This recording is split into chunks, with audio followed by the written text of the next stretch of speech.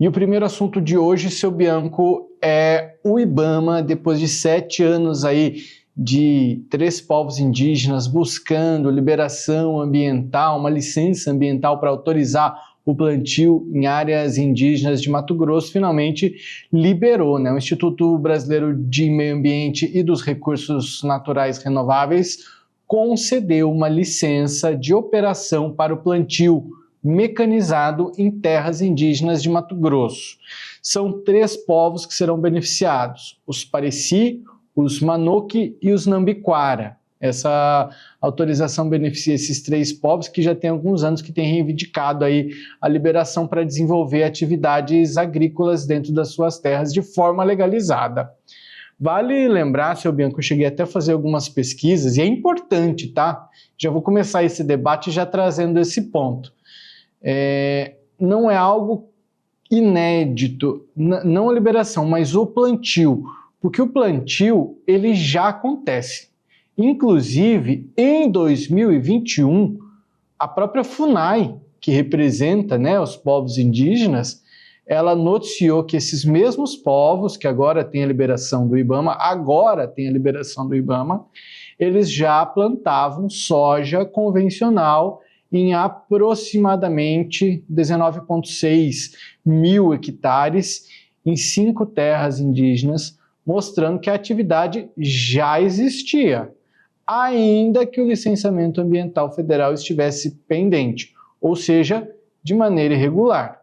Então agora, só para deixar bem claro, né, que muitas vezes as críticas vêm dos povos indígenas contra o homem branco, mas o homem branco errar não pode. Agora os povos indígenas, eles estavam, aliás, se tratando desses aqui, né, eles já estavam agindo de maneira errada. Estou querendo trazer esse ponto já para começar o debate bem quente.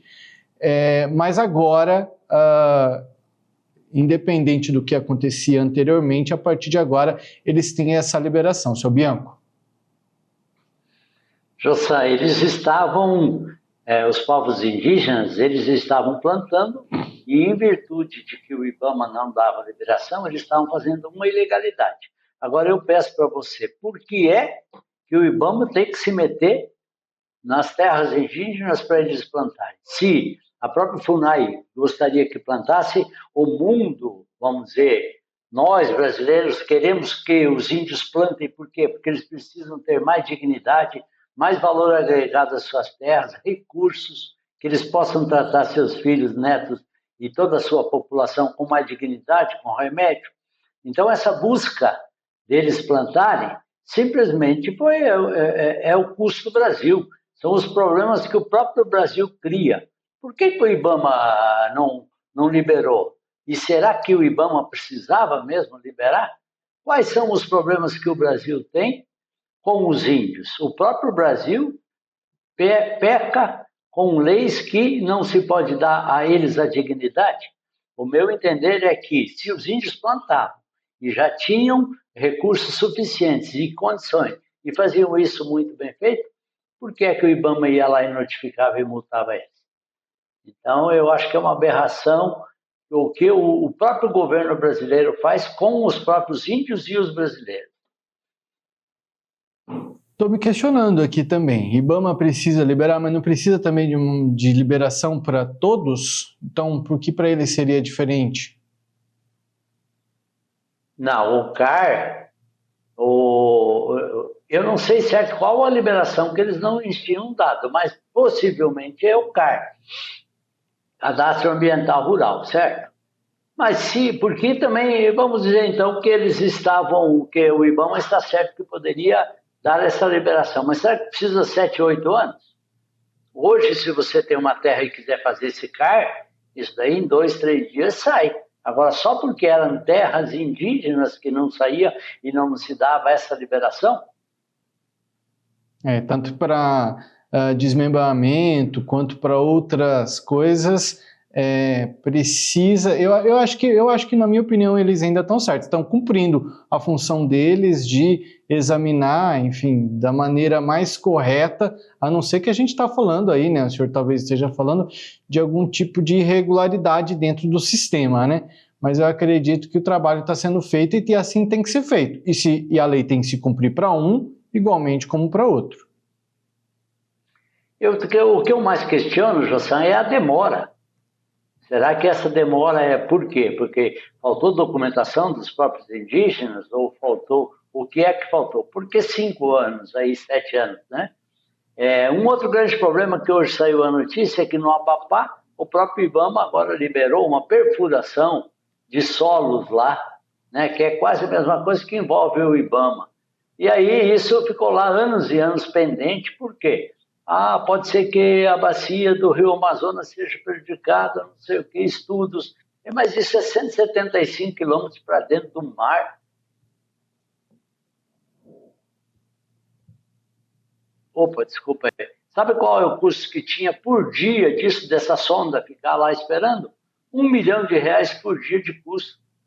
Então, isso é o quê? É um órgão brasileiro, o IBAMA, brigando com uma Petrobras que também é brasileira, que também é governo. Eu acho que precisa dar ao Brasil uma lição de que nós temos que eliminar com esse custo do Brasil. Quando dependemos de nós mesmos, somos nós mesmos que precisamos ter urgência na liberação de toda e qualquer atividade que seja produtiva. Ponto de vista crítico dado em relação à demora do sistema brasileiro de conseguir destravar assuntos que são importantes para a economia, para desenvolvimento, para geração de empregos, para geração de impostos e tudo mais. Agora vamos falar de incremento na economia. O que é que a gente via de atividade quando a gente está falando de coisa legal, dentro da lei? Os povos indígenas eles não tinham essa autorização a partir de agora. Eles vão começar a trabalhar e produzir como o restante dos produtores podem. Isso vai incentivar o desenvolvimento econômico para essas comunidades, vai incentivar a economia brasileira. Qual é a sua opinião sobre isso, seu Bianco? A quantidade de hectares que eles vão produzir seria em torno aí perto de 20 mil hectares e eles já estão produzindo. Então, teoricamente, o volume disso no mundo, no Brasil, ou no próprio Mato Grosso, não será um volume muito expressivo. Tanto é que toda e qualquer cidade do norte do Mato Grosso planta aí em torno dos seus 100 a 100 e poucos mil hectares. E isso daí em Campo Novo do Parecis, ou pelo menos a região dos indígenas, seria em torno aí de 20 mil hectares. Não impacta no volume de soja ou de milho que vai ser produzido. Porém, dá dignidade aos índios, eles vão aprender, dá qualidade de vida a eles. Então, isso que é o mais importante de tudo.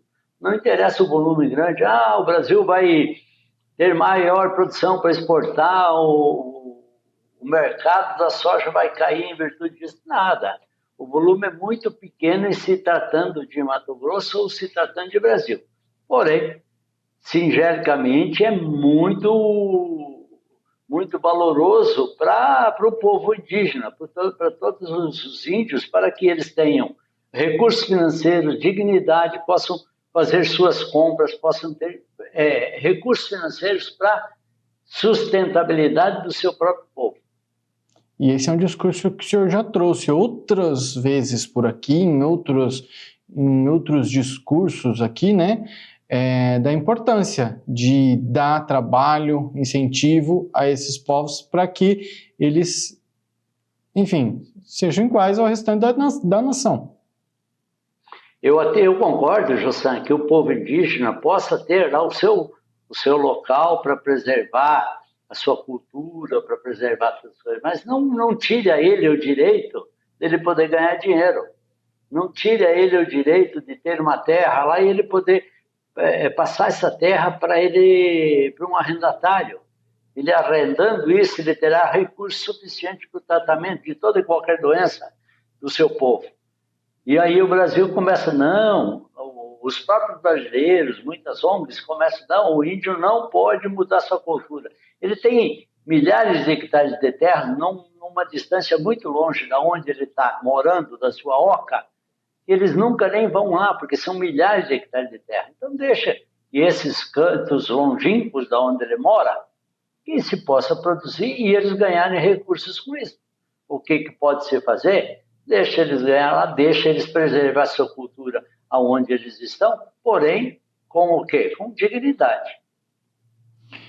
Muito bem, então a gente pode classificar isso como bom, né? Uma boa notícia para o estado de Mato Grosso. A gente vê aí talvez um novo passo dado, né? Pelo menos a partir de um marco legal para os povos indígenas mato-grossenses aí, que terão mais oportunidades de poder produzir, assim como nós demais, homens brancos, digamos assim, né? O restante da nação aí, que não sejam os povos indígenas. Seu Bianco, vamos continuar. A mesma teoria é dos povos indígenas norte-americanos. Eles têm nas suas fronteiras, nos seus locais, eles têm cassinos, já que alguns índios lá, algumas tribos não têm terras culturáveis, mas eles têm o quê? Eles formaram cassinos, eles têm condições financeiras, eles criaram condições para ter recursos financeiros para a sobrevivência deles. Por que só os índios brasileiros não podem ter essa condição de ter recursos? E existem outras maneiras de explorar isso também, através do turismo, né? Muitos, até mesmo estrangeiros, tem muita gente de fora do Brasil que quando viaja, para conhecer parte da cultura brasileira, escolhe visitar, né? Povos indígenas, e aí também é mais uma opção de ganho para esses povos.